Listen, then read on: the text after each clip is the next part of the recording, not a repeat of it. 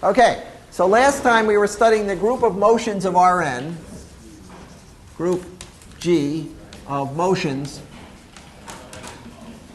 M from Rn to Rn,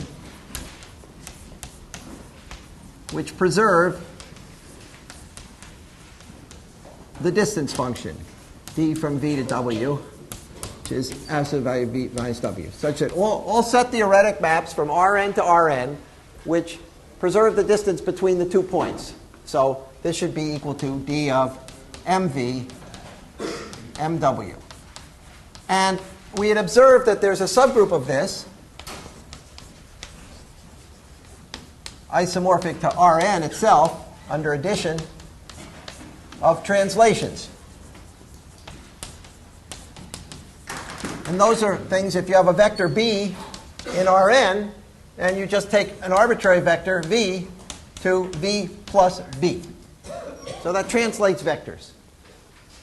And that clearly preserves the distance, because the distance only depends on the difference between two vectors, so the difference is the same if you translate. Now, I claim that G is any element in G can be written uniquely as a translation, an element in this subgroup, times an element in the subgroup I'll call G0, where these are the motions that preserve the origin.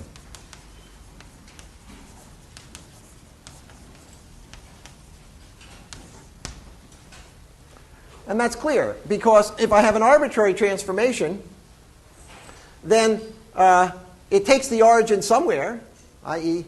m of proof, m of 0 is equal to some b.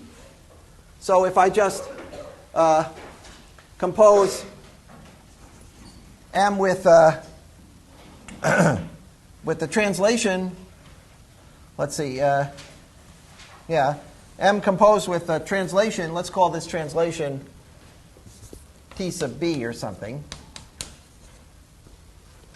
T sub minus b of m of 0 is now equal to 0. So this is an element in G sub 0, and it's a translation times m. So multiplying by t sub b inverse, I get m as get the arbitrary element as a translation times something in G0. And these two groups have no intersection, because no translation preserves 0. So everything is uniquely written as something, it's a translation, something fixing 0.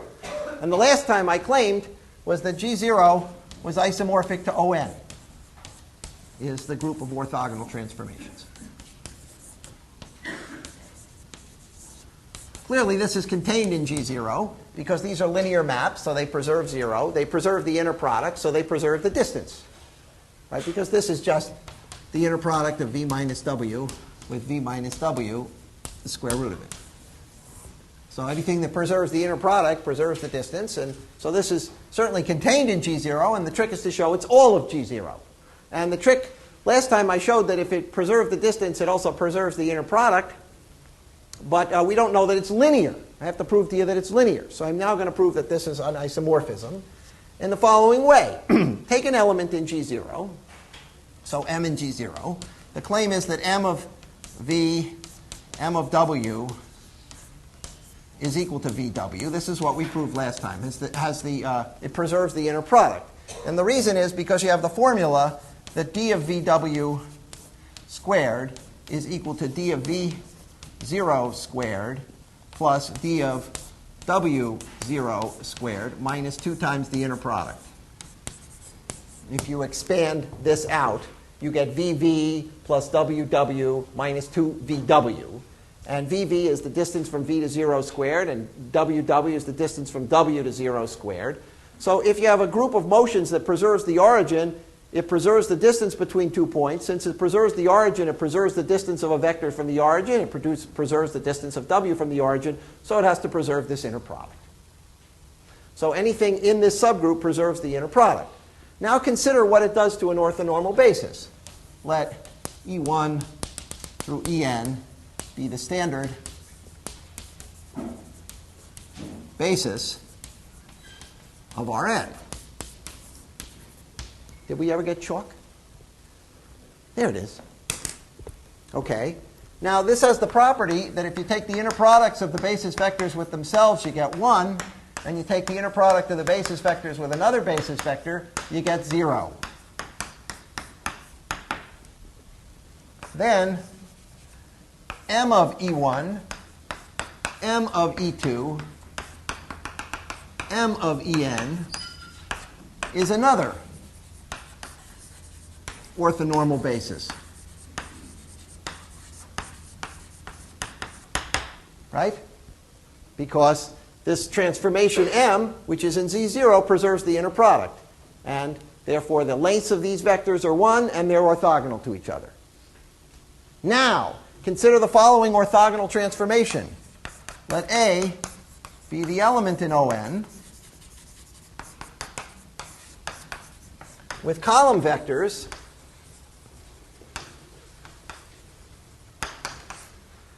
m of E1, m of E2, m of En. That's an orthogonal transformation because these column vectors are, we know, orthonormal. And the fact that the column vectors are orthonormal is exactly the statement that A transpose times A is the identity matrix.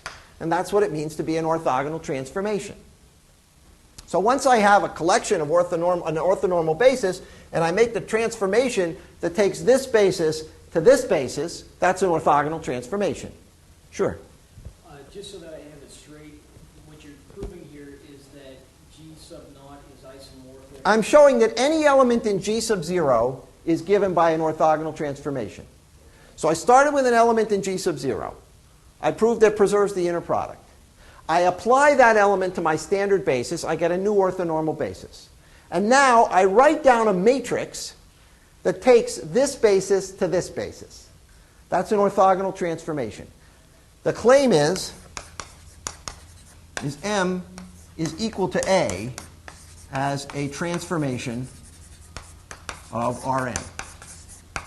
Namely, this, all I've done is constructed an element in the orthogonal group that does the same thing as M to these n different vectors.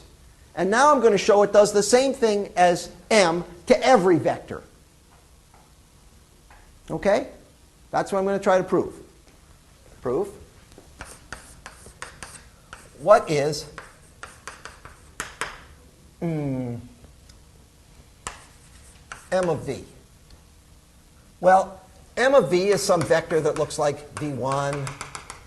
Let's call it, sorry, W1. Has n coordinates, Wn. And V is the vector V1 through Vn. Okay? What are the coordinates of M of V? Well, the way you calculate the coordinates of M of V is that the Wi is the inner product of M of V with the standard basis vector Ei. Okay? Now, I'm going to do it slightly differently. Erase this for a second, but same thing. Consider, to show that M is equal to A, consider the motion M composed with A inverse. Call that motion M prime. That's a motion of space, preserves distance because M was assumed to preserve distance, wherever it was. It's in G0. And A is an orthogonal transformation which we know preserves distance. So this thing preserves distance. This is in G0. And it has the property that M prime of EI is equal to EI for all I. And I want to show M prime of V is equal to V for all V in Rn, i.e. A is equal to M on Rn as a transformation.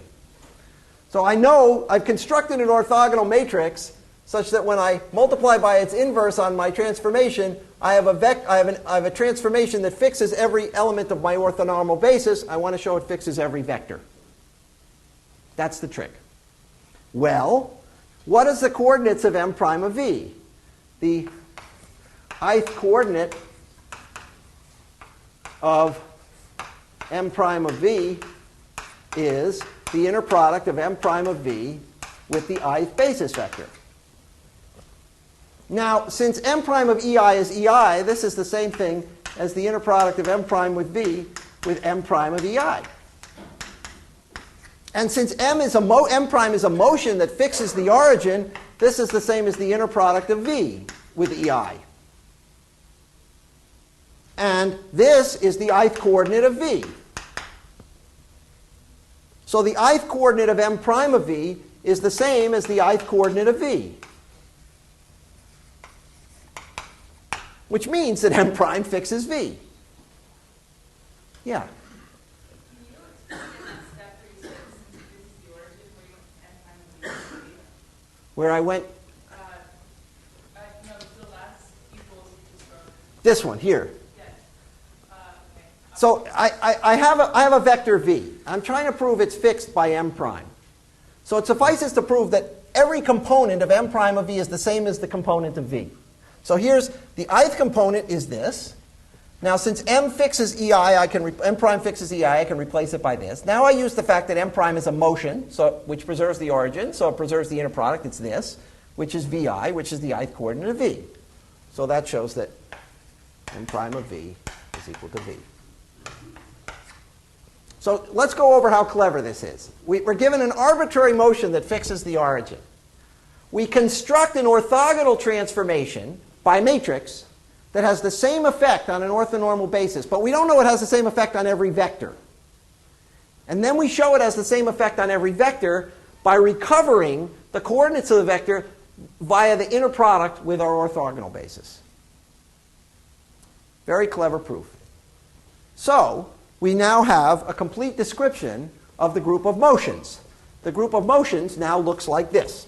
And let's write down what the product is, too, because now that we know the elements in it, the elements in G0 we've now identified bijectively with the orthogonal transformations. For every m, we associated a matrix A, so this is On.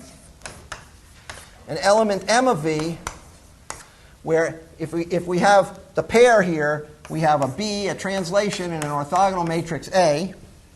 What m does to v is it takes it to A of v, the orthogonal transformation plus b. That's the only way you can get a transformation of n-dimensional space that preserves the distance. Slightly more general than the orthogonal group.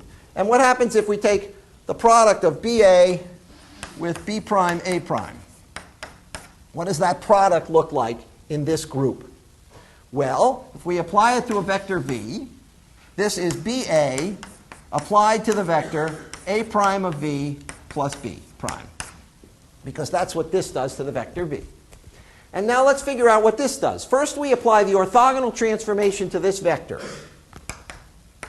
That becomes A of A prime of v plus b prime.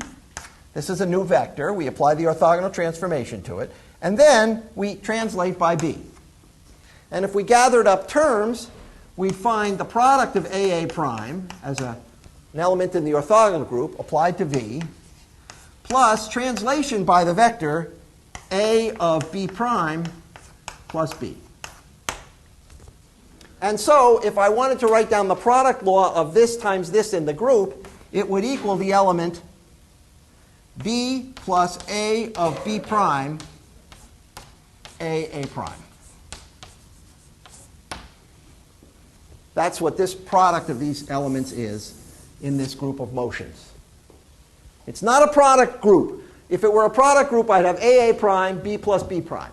It's not quite a product group. So these things don't commute with each other. But note that I do get a homomorphism to the orthogonal group. Namely, if I now consider the map that takes me from a motion, and it just remembers the orthogonal transformation, that takes a pair, BA, to just the orthogonal transformation A, is a surjective group homomorphism with kernel Rn. Namely, kernel is the elements, all of the things of the form B times the identity matrix. Because when I take the product of two elements here, and I just remember their orthogonal component, it's the product of the two matrices. So that part is a homomorphism. And the kernel of that homomorphism is all the transformations that go to the identity matrix here. So those are just the translations. These have the property that when you act on B, you just get B plus B. This is what we call T sub B. So the group is put together out of two groups. Two subgroups. One is a normal subgroup. So this is a normal subgroup. And the other subgroup, ON, is isomorphic to the quotient group via this homomorphism. So now, the rest of the lecture is going to be on the situation when n is equal to 2. Because that's an incredibly rich situation. We're going to spend the next 2 lectures just looking at motions of the plane and what figures they preserve. This is the whole theory of that was developed in ancient times of symmetry groups. And already for n equal 2, it's a fascinating group, an incredibly rich group. So what we did previously was we worked out what elements in O2 looked like. So for n equal 2, we're talking about the group G, which is R2.O2. So if the translation is trivial, so O2 is G0. And we saw that that contained a subgroup SO2, which was the rotations around the origin. And then there was a non-trivial coset of that, which I'll call RL, where the elements in this non-trivial coset all had order 2, and they were reflections around a line.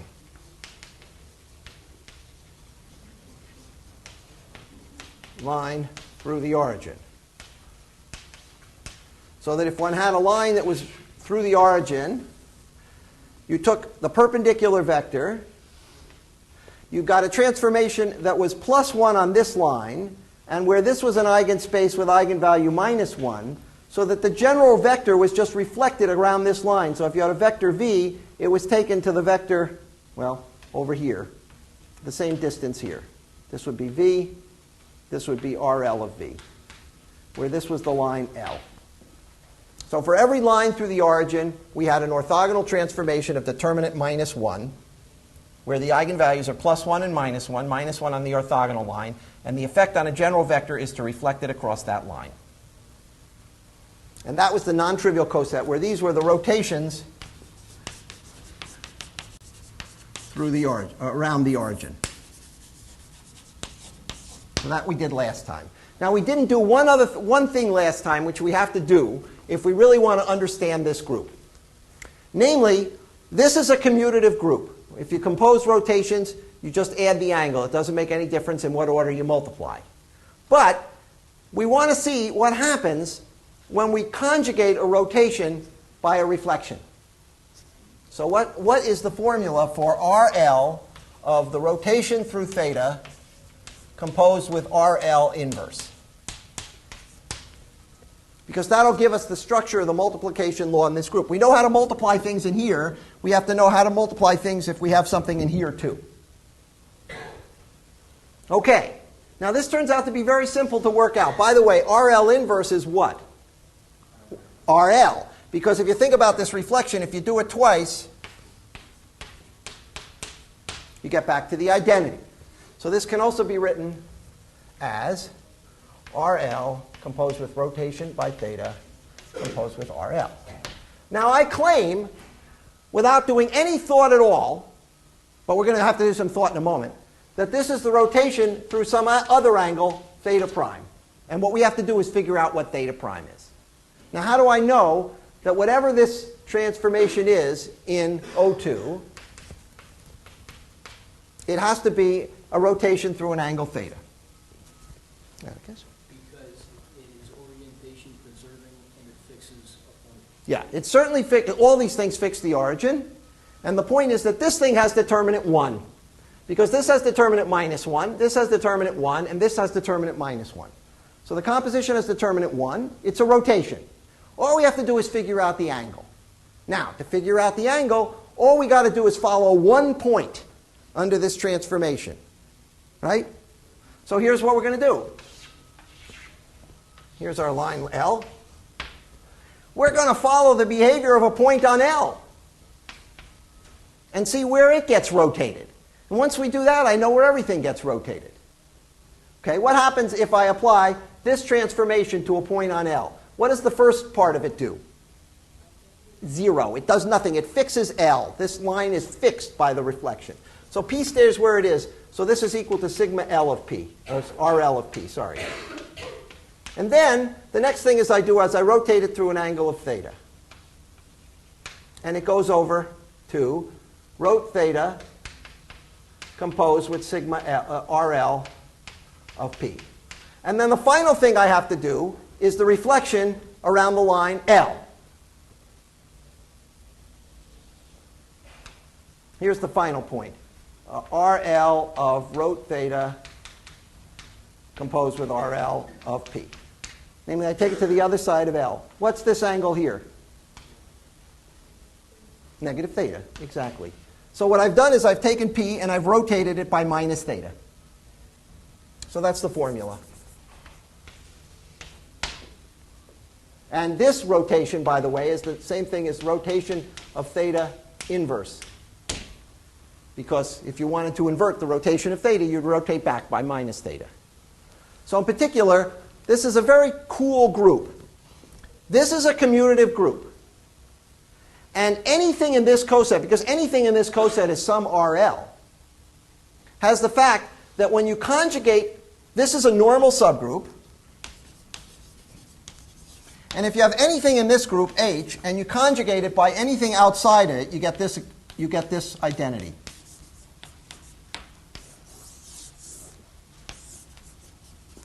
So it's not a commutative group, because R doesn't commute with H, but it takes H to H inverse. For any element in H in here, H in SO2, or an R in SO2 union RL, in the non-trivial coset. Anything in one coset, and you try to commute with anything in the other, you get the inverse. So that's the multiplication law in this group. Good? Very interesting. And all we did to figure that out was, we knew it was a rotation. All we had to figure out was what it did to one point. We conveniently chose the point on the line, so the first transformation did nothing to it. Okay. Those are our descriptions of elements in the group O2, which is what we call G0. But what's amazing is that you get simple descriptions of all elements in G. So that's a big theorem, that any element in G has a simple geometric description. There are 4 basic types.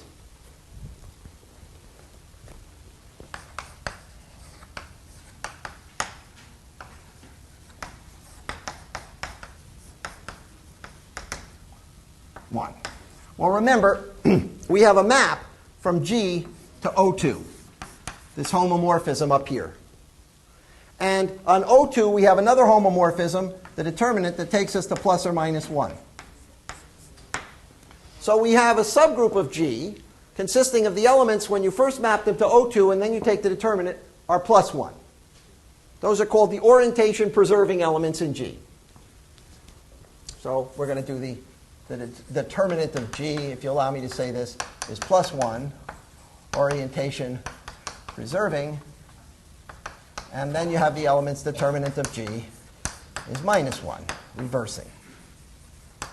Now, we know that any element which is of determinant plus 1 has the form translation by beta composed with rotation theta. But that's a complicated description, because we don't really know what that does to a point. It says, first you rotate it by theta, then you translate by beta. B, what does that really mean? And here we know that everything has the form translation by B composed with rotation by theta composed with reflection in a line L. Because the non-trivial coset is, translations and elements in here. But that's not very useful, because geometrically we don't see what these are doing. It's one of 4 geometric types. So these gives 2 types. Ones are just pure translations, and those just are the form TB. So there you just take every point and you translate it by b. That's the simplest case of this where the rotation is trivial. And the second is, so these translations fix no points or all points if b is equal to 0. If it's the identity element, it fixes every point in R2. But the general translation fixes nothing. And then there are the elements of this form that fix a single point.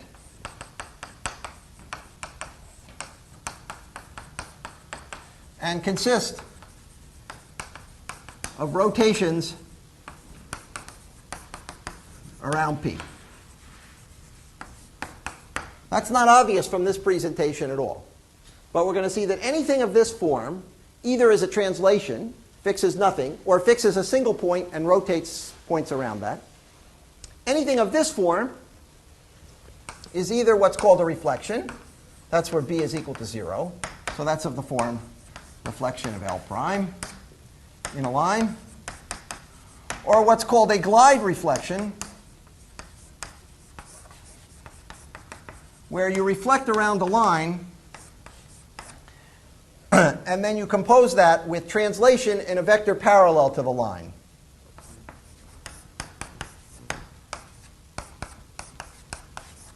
So this has the property of fixing everything on the line L, because the reflection fixes everything on the line L.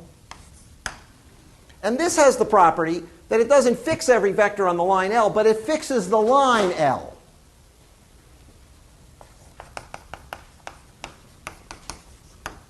Not pointwise.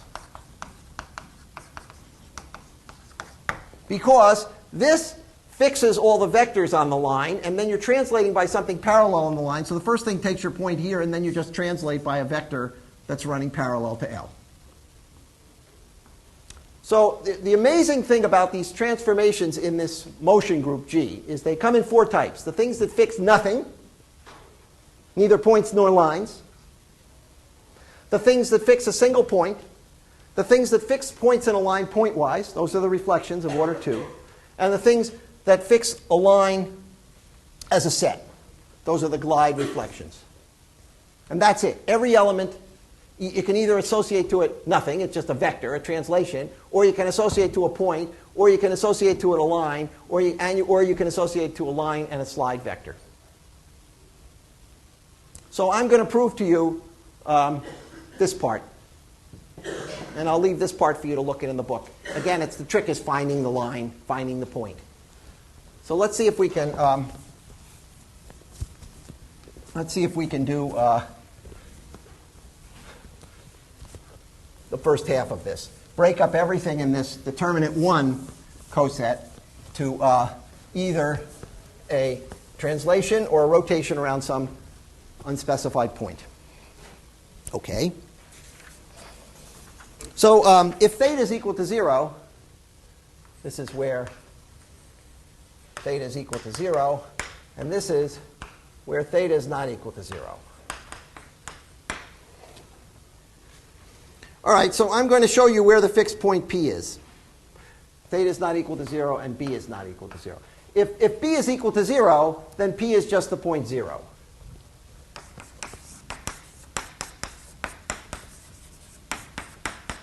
And we are in Z and in the group that we already know. So assume B is also not equal to 0. Where is the fixed point?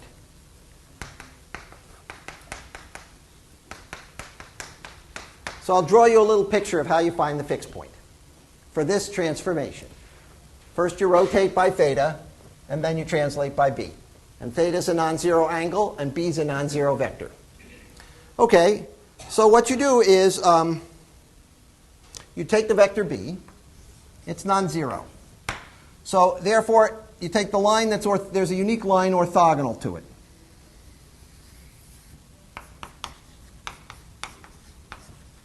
Since it's non-zero, we can find an orthogonal line. And then we take angle theta over 2 to the north of it and theta over 2 to the south, so that we have a sector around this orthogonal line where the angle here is theta. and we're going to rotate theta in this direction. So we're given two things. We're given a vector b and a non-zero angle theta in this transformation, and we're trying to find the fixed point. So I take the line orthogonal to b, I take a sector around it where the total angle is theta. Namely, I take this line of degree theta over 2 over this line, and then theta over 2 below this line. All right, now take this vector b and start moving up in this sector, which gets larger and larger and larger. And by continuity, you eventually come to a point where you have a vector parallel to b. Let's see if I can even draw it, which starts here and ends there. Let's parallel to b.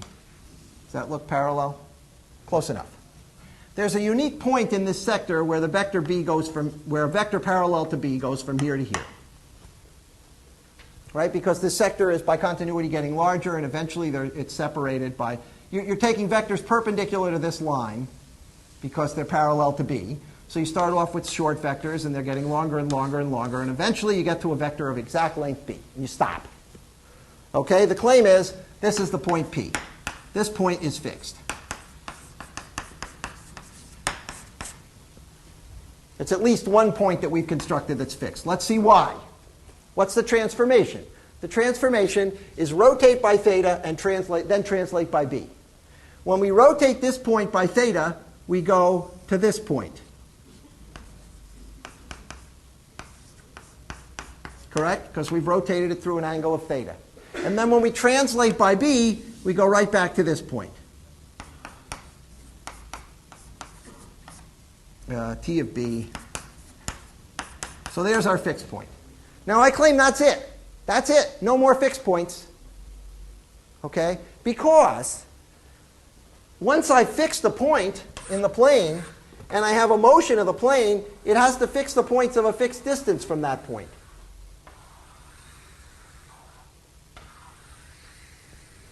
Because it preserves now the distance from P to V. And it also preserves the point P. Right? And the only thing that can happen if you have determinant 1 is it just rotates you around each circle by an angle of theta. So I leave the final proof of that to you. If it fixed anything else, then it's too many vectors that are fixed. You know, each vector of a positive distance has to be rotated through a positive angle, because this transformation is not the identity transformation, because both theta and b are non-zero. If either of them is non-zero, it's the non-identity transformation. So finish it by saying that once you have a fixed point p, it preserves the distance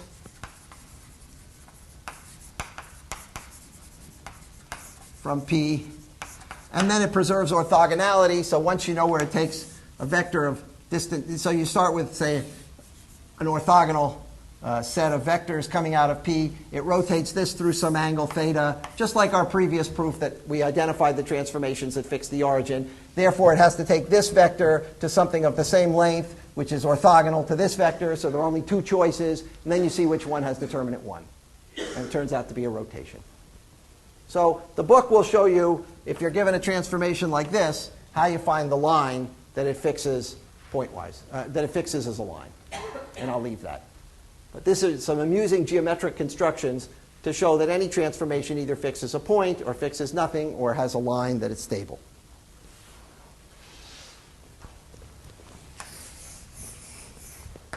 Okay. Now with this knowledge of individual elements, we're going to go back to the group as a whole. Individual elements are all very nice. And what this is saying, that any one element in G, you can sort of understand the geometry of it. Of course, composing elements in G becomes quite complicated. If you have an element that fixes a point P, and you have an element that fixes another point Q, and you compose those, right, that's going to fix another point, depending on P and Q, because it's going to be in this subgroup. But which point it is, etc., it gets quite complicated. So we're going to go back to study now the group as a whole, and we're going to study first the finite subgroups of it.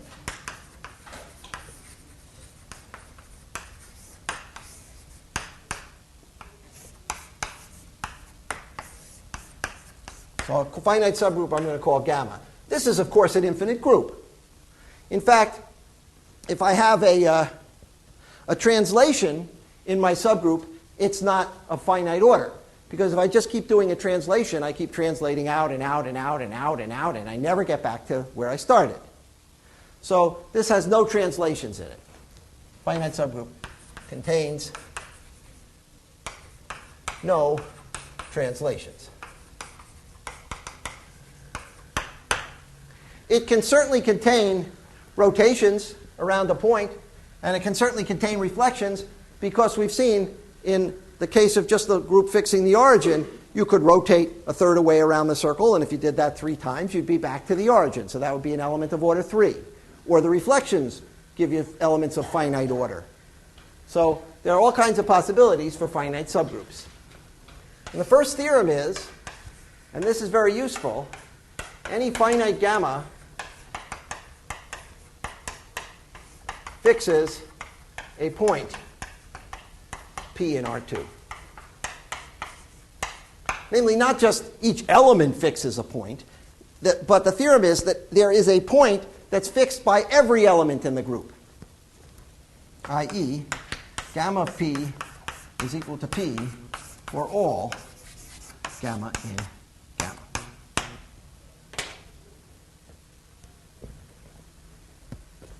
So that's the key to the classification of finite subgroups, and then we'll finish it rather quickly once we prove that. So again, if you claim that, just like I claimed that this composition fixed some point, you have to be able to show which point it is. You have to give a recipe for that point P that's fixed. So I'll give you an abstract recipe.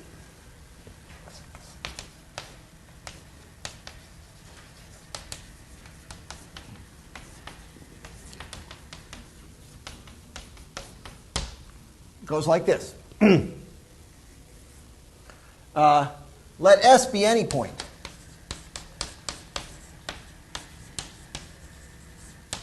Any vector. And consider the vectors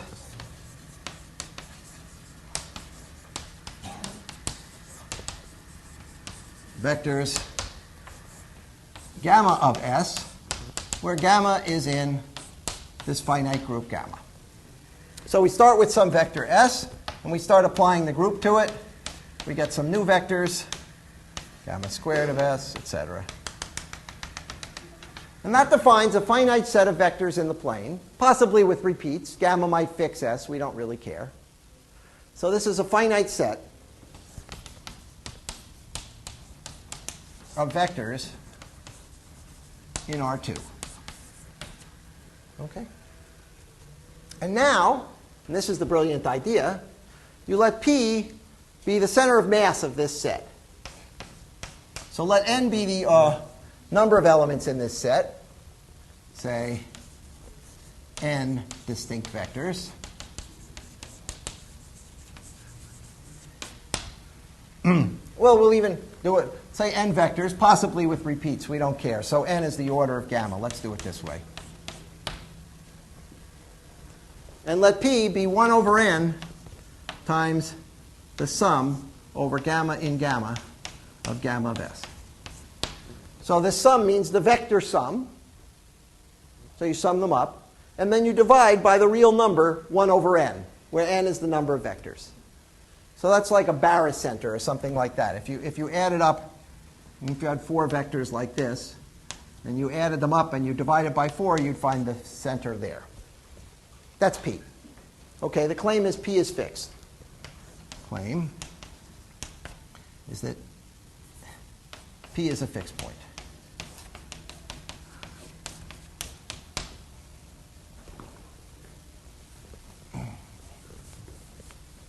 Well,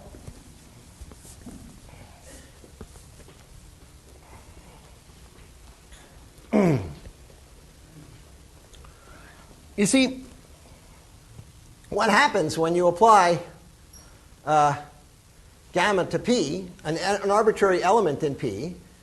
Well, it could be a translation or it could be a linear map. So gamma, remember, is enough to check. So the claim is if G is in G, then this is the general group, then G of P is equal to 1 over N the summation of G of gamma of S. So you translate all the points by G, and you sum them up, and you take their average. That's what you get G of P for any G and G, not just gamma. Well, it's enough to check this. Remember, this group was R2.O2. So it's enough to check for translations and rotations. It's clear for rotations because G is a linear map. So when you apply it to a sum of vectors with a constant in front, you just get the sum of the G's. And for a translation, well, you just have to check that if you translate all the points, you've added b n times to this, then you divide by n, so you've added b to this vector, which is exactly what you do if you apply G to P. So if you check it separately for translations and for orthogonal transformations, then it's true for the composite too. So these because they're linear maps, and these because you've divided by n. So the summation of b n times 1 over n is equal to b. That's what you're using. Well, now apply this to G and gamma. If you do that, so we get that gamma of P is, well, let's call it gamma prime, 1 over n, the summation of gamma prime gamma of S. Summation of gamma and gamma. But these elements are just another way of running through the group. Right? If I have a collection of elements in a finite group and I multiply them all to the left by one element in the group, I just get another reordering of the elements in the group. So the elements in this sum are exactly the same as the elements in the original sum, perhaps in a different order. But vector addition is commutative. We don't care what order we add them up. So this is the same thing as 1 over n, summation of gamma of S, which is P. Just rearrange the terms in the sum.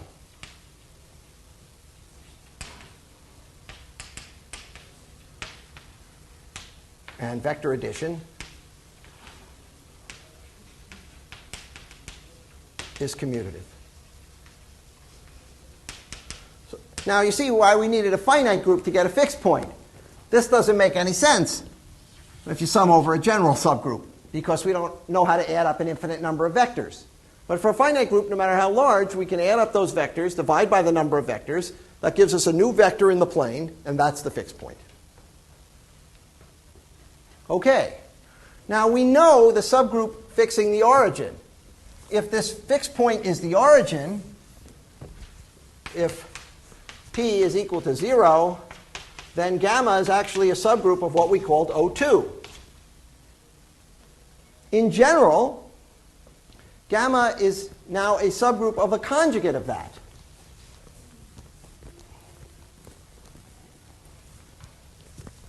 So since gamma fixes a point P, gamma is actually a subgroup of the subgroup of G fixing P inside of G. G of P is equal to P. And I claim that this group is exactly the following group. It's G sub 0 conjugated by T of P inverse T of P.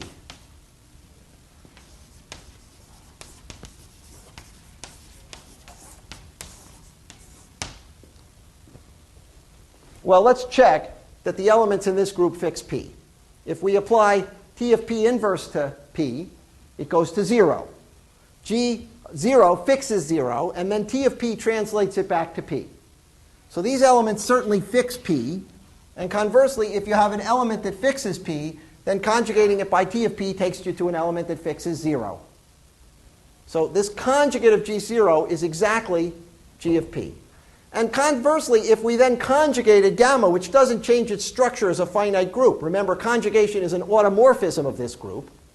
So TP inverse gamma TP is now a subgroup of G0. Call this maybe gamma star or something. So this is a finite group, isomorphic to gamma. And this is the group O2. So what we've proved is that the finite subgroups of this complicated group are isomorphic to the finite subgroups of this rather simple group, O2. That's not going to be true when we try to do what are called discrete subgroups of this motion group. But at least for finite subgroups, we don't really gain any generality by going to the motion group. We might as well just stay inside of the subgroup that fixes the origin, because any finite subgroup fixes a point, and by conjugating, by the translation that takes that point to the origin, we can move the subgroup into the subgroup fixing the origin. And so if we're only interested in the abstract structure of these finite groups, we might as well classify the finite subgroups of O2. Okay, so now that's what I'm going to do. That's how I'm going to finish. I'm going to tell you what are all the finite subgroups of O2.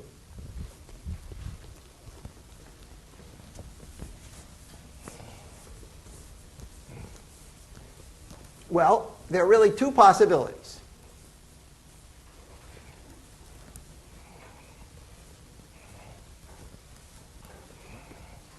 So classify a finite gamma in O2 now. Case 1, gamma might be contained in SO2. Namely, everything in gamma might be a rotation. And case 2 is gamma intersect SO2. Let's call that gamma plus. Has index 2 in gamma and is normal subgroup. So either the group is contained in rotations or its intersection with rotations is a subgroup of index 2. Well, this is the situation where the determinant of everything in gamma is plus 1. And this is the situation where the determinant of everything on gamma is either plus or minus 1. And you have elements of the determinant minus 1. And gamma plus is the subgroup where the determinant is plus 1. And so we get this homomorphism, the determinant from gamma to plus or minus 1. And in the first case, it's the trivial homomorphism. And in the second case, it's surjective. And so its kernel is of index 2. So you get some groups in this case, and you get some groups in this case. Let's do this case first. I claim in case 1. So therefore, everything in gamma is every gamma is some rotation in some angle theta, where 0 is less than or equal to theta. Less than 2 pi. Okay? Now, if we want to classify it, we're going to do the following argument. Let theta be the smallest angle of rotation for any element gamma in gamma where theta is greater than 0. Of course, you have the identity element that rotates through nothing. So we find the smallest angle of rotation. So this is, the vector E1, and this would be gamma E1. There are only a finite number of angles of rotation, so there's a smallest one. Okay? Then the claim is that the element that this is and gamma, then gamma is a cyclic group generated by this element.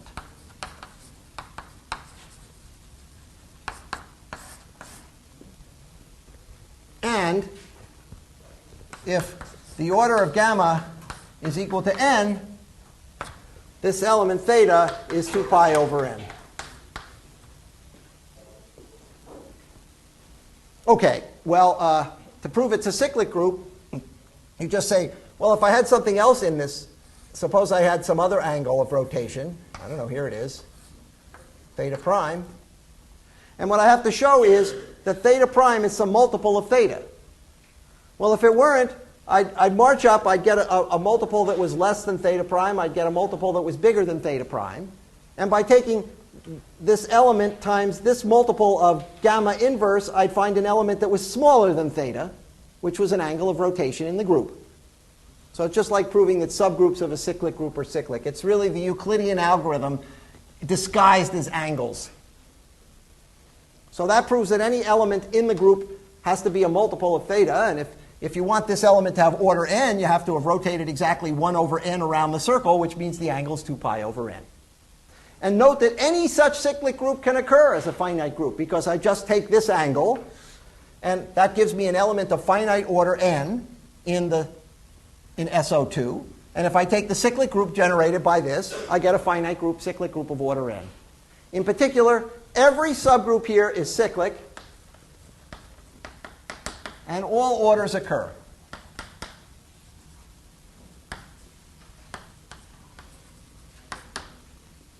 So that's a nice way of doing cyclic groups. They're all cyclic groups are subgroups of SO2. Okay, here, let's finish this quickly.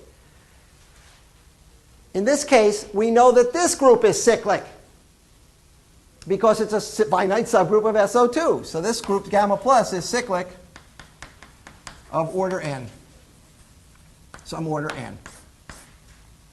And it has index 2 in gamma, so that gamma has order 2n. And it contains in it, let me call this group Cn, a cyclic group of index 2.